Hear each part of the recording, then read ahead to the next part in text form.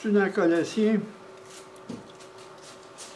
chapitre 1, versets 25 à 27. C'est d'elle, j'ai été fait ministre selon la charge que Dieu m'a donnée auprès de vous, afin que j'annonçasse pleinement la parole de Dieu, le mystère caché de tout temps et dans tous les âges, mais révélé maintenant à ses saints, à qui Dieu a voulu faire connaître quelle est la glorieuse richesse de ce mystère parmi les païens, savoir Christ en vous, l'espérance de la gloire. Et dans le chapitre 2, dans le Colossiens, versets 2 à 3, afin que le cœur rempli de consolation, qui soit uni dans la charité et enrichi d'une pleine intelligence pour connaître le mystère de Dieu, savoir Christ, mystère dans lequel sont cachés tous les trésors de la sagesse et de la science. Le mystère, Christ. Comme Paul dit au chapitre 3, dans 1 Corinthiens, le fondement, c'est Christ. Il n'y a pas d'autre fondement sur lequel on peut bâtir. C'est pas une religion. C'est pour ça tout à l'heure, c'est pas une religion. Il faut s'accrocher à lui. Oubliez la religion. Effacez ça. Effacez ça. Ça n'existe plus dans votre langage, la religion. Qu'est-ce qu'on découvre? C'est Jésus. Et dans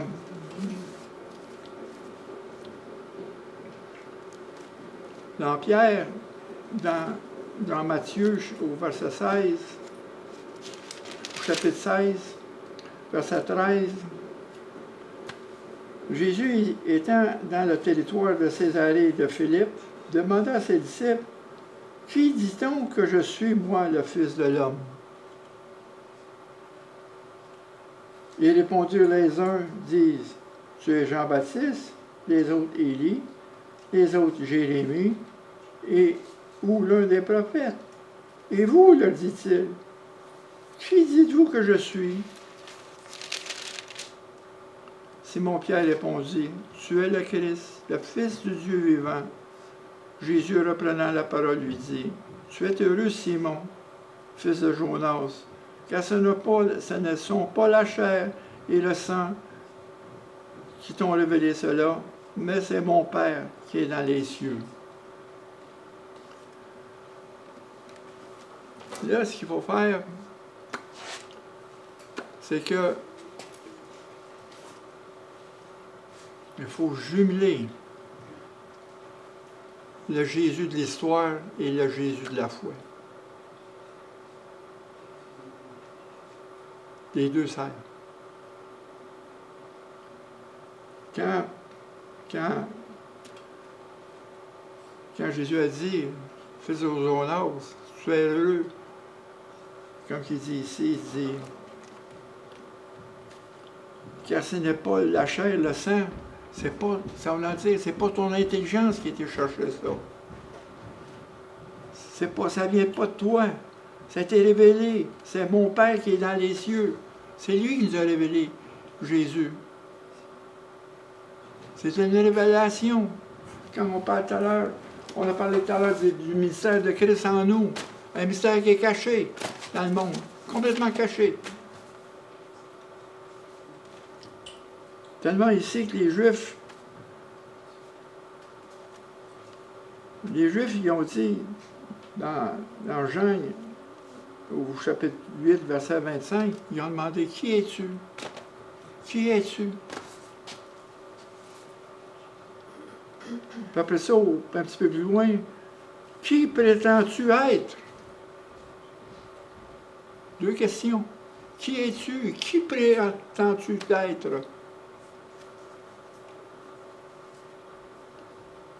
Au chapitre 58, au verset 58, dans le même chapitre, dans Jean, au chapitre 8, en vérité, je vous le dis, avant Abraham je suis. Je suis. Vous comprenez rien? C'est pour ça qu'il demande cité. Qui penses-tu que tu es? On voit ça à partir de.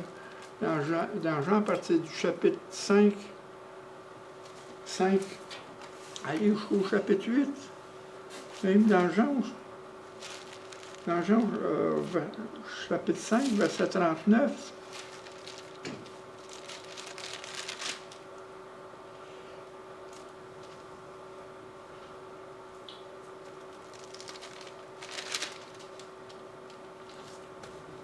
Vous sondez les Écritures parce que vous pensez avoir en elles la vie éternelle. Ce sont elles qui rendent témoignage de moi. Retenez ça. Parce que dans les prophéties messianiques, tu as les empreintes de Jésus qui est là, tout le long, à partir de la Genèse, à travers tout l'Ancien Testament. Tu as les empreintes de Jésus, les prophéties messianiques. Ce sont les empreintes de Jésus, les évidences qui sont dans le Nouveau Testament, dans l'Ancien Testament, tout le long. C'est pour ça qu'il dit, vous cherchez les Écritures, vous sondez les Écritures, parce que vous pensez avoir en elles la vie éternelle. Ce sont elles qui rendent témoignage de moi. Tout le long. Comme je l'ai dit, Genèse, dans la Genèse, c'est l'histoire de Jésus à partir d'Abraham. Ça commence à être là.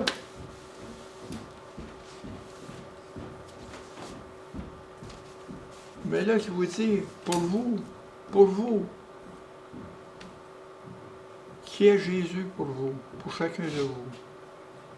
Pour chacun de vous. C'est ça la réponse, la question. Pour vous, qui est-il? Qui est Jésus pour chacun de vous, pour chacun de nous? Après ça, il dit, dans 2 Corinthiens au chapitre 5, verset 16, « Si nous avons connu Christ selon la chair, maintenant nous le connaissons plus de cette manière, parce que nous sommes une nouvelle créature. Nous avons été transformés. On a passé d'une connaissance intellectuelle à une connaissance spirituelle. On a passé de Jésus historique à Jésus de la foi. Le Jésus en nous, c'est le cheminement. On a commencé par lire. C'est une connaissance intellectuelle. L'histoire de Jésus à travers les évangiles. Parce que les évangiles font un bloc. Et les blocs ont 4 faces. Ils représentent Jésus différemment. Le premier évangile qui a été écrit, c'était Marc, des années 50. Avant, cet évangile-là a été dit oralement dans toutes les églises. Mais c'était mis par écrit. Marc a commencé à écrire ça. Et après ça, Luc, parce que Marc, ça vient de Pierre. Après ça, tu as Luc, qui a écrit selon Paul. Et après ça, tu as eu Matthieu. Aussi, ils sont inspirés de ce que Marc a écrit. Parce que Marc a écrit dans les années 50. Et dans les années 60, c'était Luc puis Matthieu. Dans les années 90, c'était Jean, le dernier évangile. Parce qu'il y avait une hérésie, on ne peut pas mettre Jésus homme et Jésus Dieu.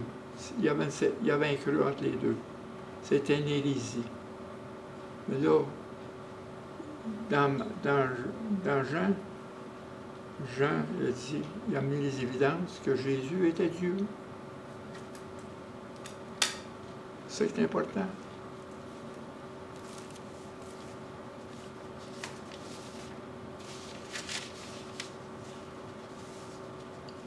Parce que on a commencé à connaître Jésus par l'histoire des évangiles. C'est là. L'histoire de Jésus est toute là. Qu'est-ce que Luc, qui est un grec, qui est un homme un homme un homme instruit. Il a fait des recherches. Ces recherches-là, il l'a amené à Jésus.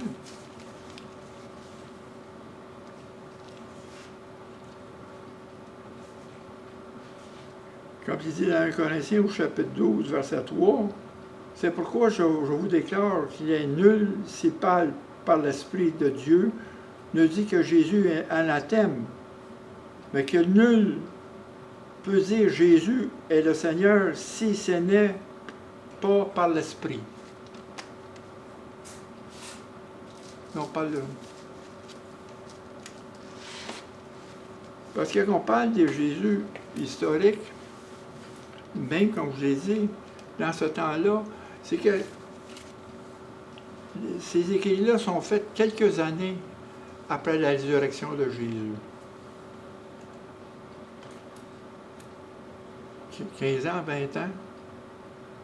Paul, c'était le premier écrit des Galates, qui était fait en 54. C'est la première. Le premier écrit, c'est Paul. Puis, tous ces évangiles-là, ce bloc-là représente les 4 faces de Jésus, tout le long. Matthieu, qui est Jésus le roi. Luc, qui est le Fils de l'homme. Marc, qui est le serviteur, parce que Marc n'appelle pas, il commence l'histoire de Jésus à son baptême dans l'eau avec Jean-Baptiste. Il commence là. C'est Jésus le serviteur.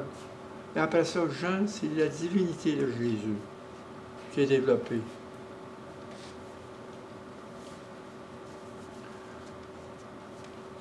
Puis dans le livre de Joséphus, il fait mention de Jésus de Nazareth. Il porte son nom, comme Pierre. Il a parlé après la Pentecôte au peuple, il a parlé de Jésus de Nazareth, l'homme qui a marché sur la terre.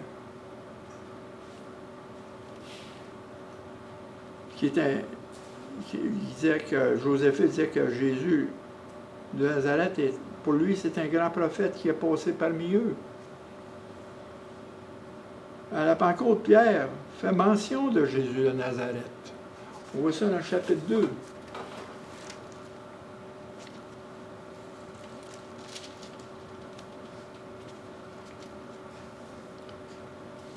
Au verset 22, il dit « Hommes Israélites, écoutez ces paroles. Jésus de Nazareth, cet homme qui Dieu a rendu témoignage devant vous par des miracles et des prodiges. » Ce sont les évidences encore, les miracles qu'il a faits. Et les signes qu'il a opérés par lui au milieu de vous, et que vous le savez vous-même.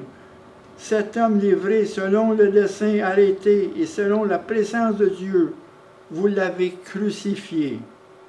Vous l'avez fait mourir par la main des impies. Dieu l'a ressuscité en le délivrant des liens de la mort, parce qu'il n'était pas possible qu'il ne fût retenu par elle. C'est un homme.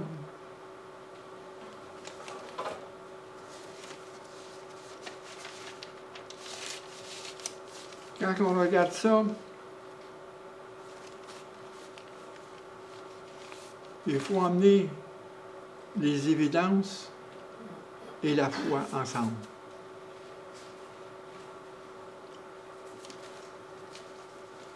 Les évidences historiques, les prophéties messianiques, ce sont les empreintes de Jésus. Les évidences des prophéties messianiques laissent les empreintes sur Jésus. On voit ça dans les prophètes Isaïe 53, Isaïe 7, 14, Isaïe 9, 6, dans le psaume 22, dans Michée, quand il parle de la naissance de Jésus à Bethléem. C'est toutes les empreintes de Jésus. Le mystère de l'incarnation fait partie des mystères centraux de la foi chrétienne. L'incarnation, le Dieu fait homme, la parole qui s'est incarnée, ça fait partie. C'est par la foi. On n'a pas à comprendre ces choses-là. L'évidence de son identité. Jésus est Dieu. Mais voici que Jésus est un homme qu'on appelait Jésus de Nazareth. Il pensait de lui comme étant le Fils de Dieu, qui enseigne et agit avec une autorité divine. Pour ça, les Juifs ils disaient à un moment donné, il y avait une division entre eux autres. C'est impossible que s'il vient du démon, la main qui parle, avec l'autorité qui parle. Parce que Jésus parlait comme jamais un homme a parlé sur la terre. C'est ça, il reconnaît l'autorité que Jésus avait. Qu'est-ce qu'il enseignait? Le Fils de l'homme se reconnaissait comme le Messie que Dieu a envoyé. La Christologie proclame Jésus Dieu. On voit ça dans Jean 17.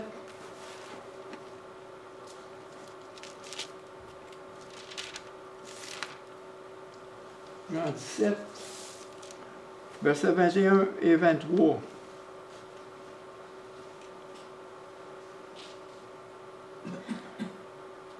Il dit, afin que tous soient un comme toi, Père, tu es en moi. Il proclama que lui et le Père étaient un, dès le départ. Comme je suis en toi et qu'eux aussi soient en nous. Pour que le monde croie que tu m'as envoyé. C'est ça qui est important. Il est répété, on voit ça dans Jean. J'ai été envoyé de Dieu. Les Juifs ne croyaient pas ça. J'ai été envoyé. Parce que Jésus est venu, premièrement, pour le peuple d'Israël, pour les brebis qui étaient perdues. Après ça, il a dit, j'ai une autre bergerie, j'ai d'autres brebis qu'il faut que j'en ramène dans le même troupeau, en parlant des païens. Mais il est venu pour Israël avant.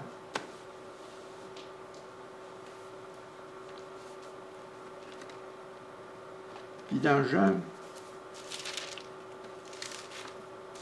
1,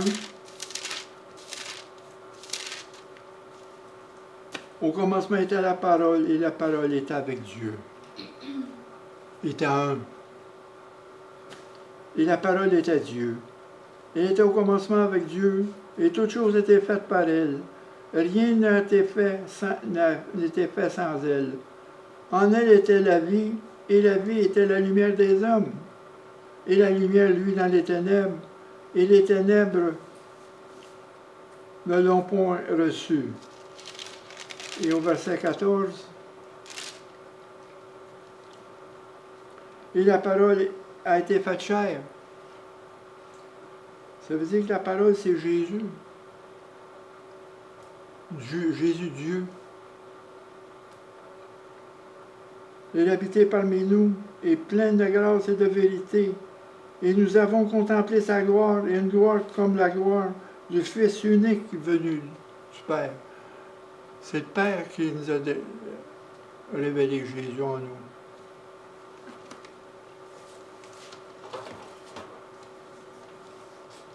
C'est que Jésus de l'histoire et Jésus de la foi, c'est le même Jésus. Le même Jésus. Il y a des érudits, ce qu'on appelle des scholars. Ils croient qu'il y a un grand creux entre les deux, entre Jésus de l'histoire et Jésus de la foi. Parce qu'il repousse l'idée de la divinité de Jésus et qu'il réconcilie le monde avec Dieu. Pour eux, Jésus est un symbole. La croix, c'est un symbole. Le sacrifice de Jésus, c'est un symbole. La résurrection est un symbole. Ils croient que les choses ne sont jamais arrivées. C'est juste un symbole. Si Jésus n'est pas ressuscité, comme disait dans 1 Corinthiens chapitre 15, notre foi est vaine et nous sommes encore dans notre péché. Qu'est-ce que Paul a dit? Parce que Paul, il y a deux credos qu'il a emmenés dans ses épîtres.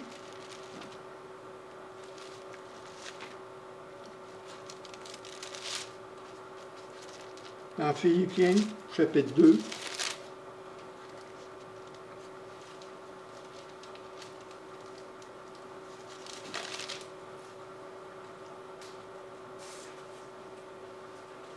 au verset 6, ce que Paul écrit. Ayez en vous les sentiments qui étaient en Jésus-Christ, lequel existait en forme de Dieu, n'a point regardé comme une proie à attache d'être égal avec Dieu, mais s'est dépouillé lui-même en devenant une forme de serviteur, en devenant semblable aux hommes, ayant apparu comme un simple homme. Il s'est humilié lui-même, il s'est rendu obéissant jusqu'à la mort, même jusqu'à la mort de la croix. C'est pourquoi que aussi Dieu l'a souverainement élevé et lui a donné le nom qui est au-dessus de tout nom, afin qu'aucun nom, qu'au nom de Jésus, tout genou fléchisse dans les cieux, sur la terre et sous la terre, et que toute langue confesse que Jésus est Seigneur, à la gloire de Dieu le Père. C'est le credo. C'est un credo, ça. C'est notre foi. Jésus fait homme. C'est notre credo. Connaître Jésus. Jésus a laissé sa couronne pour recevoir une couronne d'épines, comme je vous ai dit tout le temps. On lui a mis une couronne d'épines sur la tête, à la place. Et on écrit en haut, Jésus de Nazareth, roi des Juifs. C'est un roi qui a souffert pour nous. Quel roi qui va souffrir pour nous sur la terre? Y a-t-il un gouvernement qui va souffrir pour nous sur la terre? Qui va donner sa vie pour nous? Quel homme va donner sa vie pour nous? Pour qu'on ait une transformation. Pour nous enlever de ce monde-là dans lequel on vit. Pour pouvoir vivre dans ce monde-là, perdu. Comment cet homme-là, qui s'appelle Jésus de Nazareth, qui disait qu'il était Dieu, Fils de Dieu, il a donné sa vie. C'est lui, Jésus. Puis, dans 1 Corinthiens 15,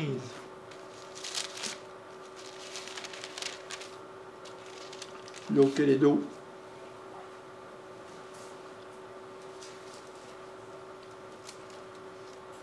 Je vous ai enseigné, au verset 3, avant tout, comme je l'avais reçu. Avant tout veut dire important, le plus important. Que Christ est mort pour nos péchés, selon les Écritures. Qu'il est apparu à Céphas, qu'il a été enseveli et qu'il est ressuscité le troisième jour selon les Écritures. Il est apparu à Céphas puis aux 12. Et ensuite, il est apparu à 500 frères à la fois, des témoins. Puis après ça, il est apparu à Jacques, son frère. Avant la crucifixion, Jacques, son frère, ne croyait pas Jésus. Toute la famille pensait qu'il était ding-ding, qu'il était fou. Il est apparu à son frère, Jacques.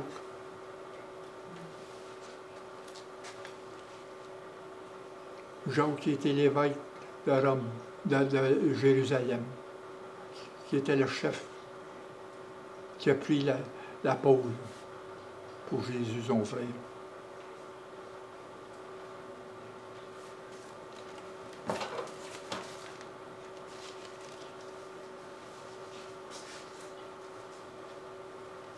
C'est que la réalité et la foi chrétienne sont toujours enracinées dans la réalité qu'il est ce qui... Ouais, c'est qu'est-ce qui n'est pas enraciné dans la foi et dans l'histoire? C'est la foi des libérales, de certains érudits. Il faut être enraciné dans la foi et dans l'histoire de Jésus, dans les évidences.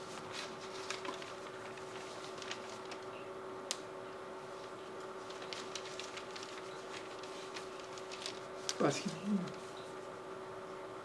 le Jésus de l'histoire, c'est le Jésus de la foi.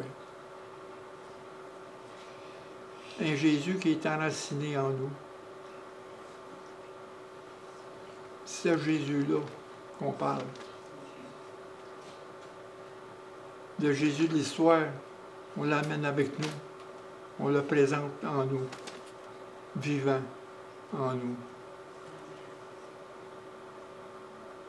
Le même Jésus qui va revenir nous chercher, qui va venir régner sur la terre pendant 1000 ans. Le même Jésus, qui va apporter la paix pendant 1000 ans.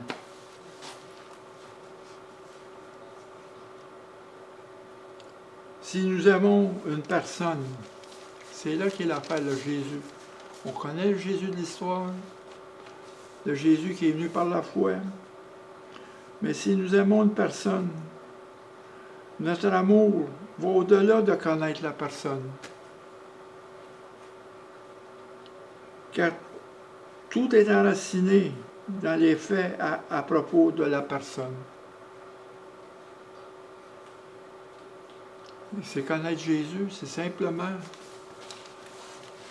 s'enraciner en lui. C'est l'amour.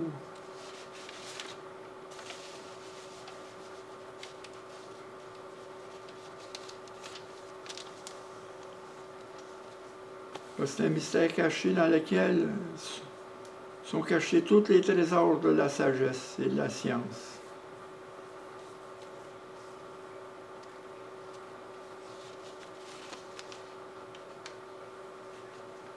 Dans Philippe, verset 1, verset 9.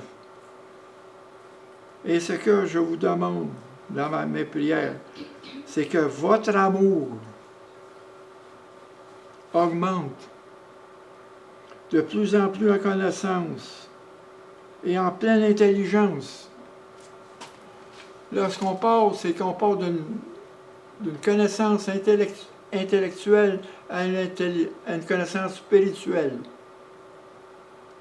Une pleine connaissance qu'on appelle en grec épignosis. La gnose, c'est la connaissance, épi, c'est la pleine connaissance. Ce n'est pas simplement une connaissance intellectuelle, mais une connaissance spirituelle du cœur.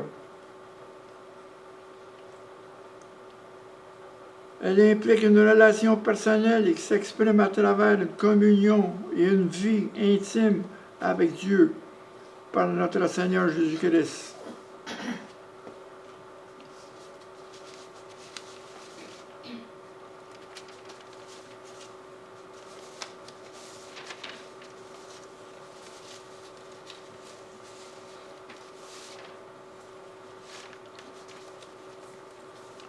Et dans Philippe, au chapitre 3, verset 8, et même je regarde toutes choses comme une perte à cause de l'excellence de la connaissance de Jésus-Christ, mon Seigneur, pour lequel j'ai renoncé à tout, et je le regarde comme de la boue, afin de gagner Christ. Ces versets, ça montre un cœur qu'il faut avoir pour le Christ. L'essence du christianisme, c'est de connaître Christ, de l'inviter dans nos vies, expérimenter une communion personnelle avec lui. Ce que je répète dans 1 Corinthiens, chapitre 3,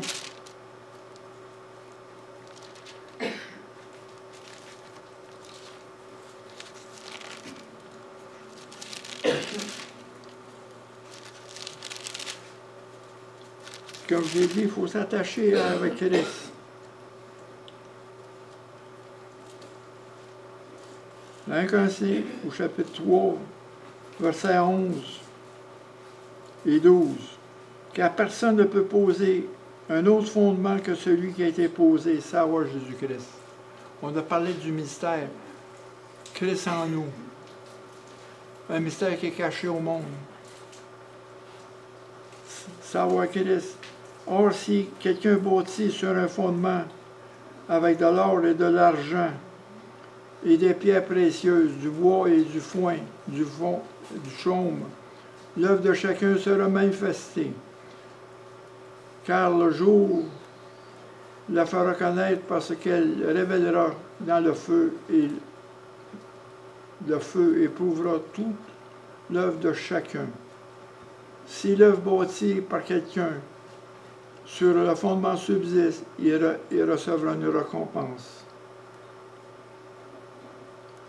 C'est que le fondement, c'est celui de Christ. On ne peut pas poser d'autres fondements. Parce qu'oubliez pas, avec Christ, comme je disais tout à l'heure, on s'enracine en lui. Notre vie, c'est le Christ. On est son temple. Et dans ce temple-là, il y a son sanctuaire qui est en nous, ce lieu saint. Aucun sacrificateur passait une fois par année, mais il est tout le temps avec nous. C'est un privilège. Il faut s'accrocher à Jésus. Moi, je m'accroche à Jésus. Parce que si vous accrochez une religion, vous allez décrocher. Automatiquement.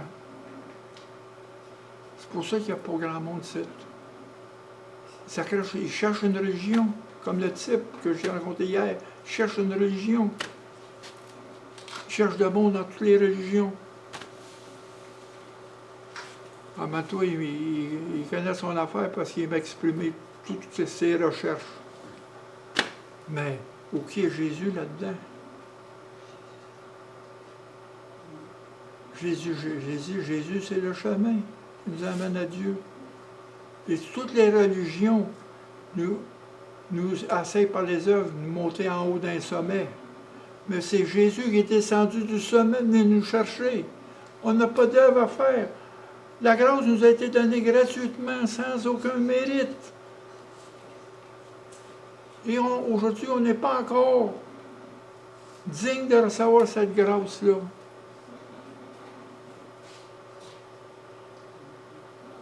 Il nous a couverts avec sa grâce. Il nous a mis un manteau de sa justice en nous. Il nous a donné un anneau au doigt, comme filiation, comme qu'il a fait, on voit dans l'enfant prodigue. Cet anneau, c'est un signe de filiation avec Dieu. On est fils ou filles de Dieu. Il nous a donné des souliers, parce qu'on n'est pas esclaves. Les esclaves n'avaient pas de souliers, n'avaient pas de sandales. On n'est plus esclaves du péché. Amen. Amen. On est prêt à partir. Qui est Jésus pour vous aujourd'hui? La personne qui est à votre côté, qui est ici présent. Il est présent. Il est là. En ce moment, ici, cette salle-là, c'est une terre sainte pour lui. Son buisson, le feu qui dévore, il ne s'éteindra jamais. Il n'échouera jamais. Même les portes de l'enfer vont être ébranlées. Ce n'est pas les portes du ciel qui vont être ébranlées, de l'Église, c'est les portes de l'enfer qui vont être ébranlées. Parce qu'il est venu nous chercher dans notre enfer. C'est lui qui nous a appelés. On est à mort. Sans espérance dans ce monde. Notre vie a finissé ici sur la terre. Il n'y a pas à l'heure du tout.